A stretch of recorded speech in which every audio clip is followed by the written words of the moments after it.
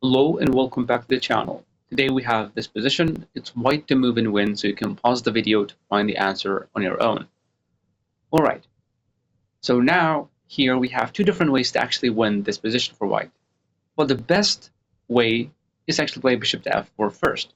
But let's see what happens if we play, for example, king to f2.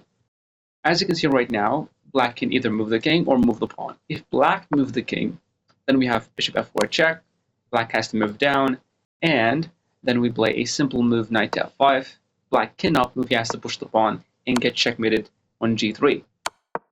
Alright, what if black did not move the king? What if black pushed the pawn? Here, it has a different way of dealing with this position. We play king to f3, because if we move the bishop or we move the knight, it's going to be a stalemate. The king cannot move. So of course we have to give him a square to move to.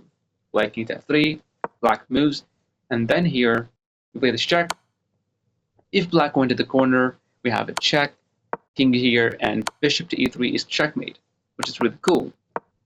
But after this check, if black went here to f1, then after this check, the same thing. If black went here, there's going to be checkmate, and only if black went here to e1, then we can just, we can play bishop f4, we can go king here, and whenever he promotes, we can take. And this is a theoretical win for white. You just need to know how to checkmate with the bishop and the knight. So it's very interesting here. But the other way to win this is to play, which is the fastest way, is to play bishop to f4. Okay, so now here black has too many options. Can move the king, can push the pawn. Now if black played actually king g2 or king g1, here we play something very, very, very cool. And that is bishop to h2. Sacrificing the bishop. Now, if black takes the bishop, now we play king to f2. As you can see, black's only option is to play king here, king to h1, and now we don't move the knight here because it's going to be a stalemate. So we just go back knight to f5. The reason we play knight to f5, black cannot push because it's going to be a checkmate in 1, so black has to move the king. And now you can stop the video to find the really beautiful checkmate in 3 here. Alright, and that is knight to e3 here. Now black is forced to move the king again, and now we play knight to f1.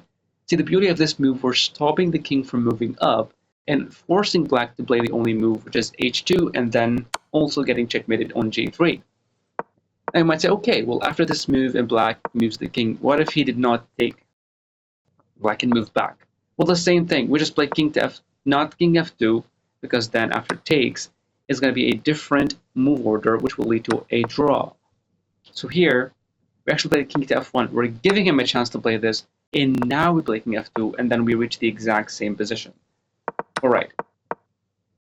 But what if he did not move the king? What if he just pushed the pawn, though? What's going to happen here? Well, now it's very simple. We just play knight to f3. Only legal moves to play king g2, and then we just capture this pawn. It is still winning for white, but you just have to know how to checkmate with a bishop and a knight. So, thank you for watching.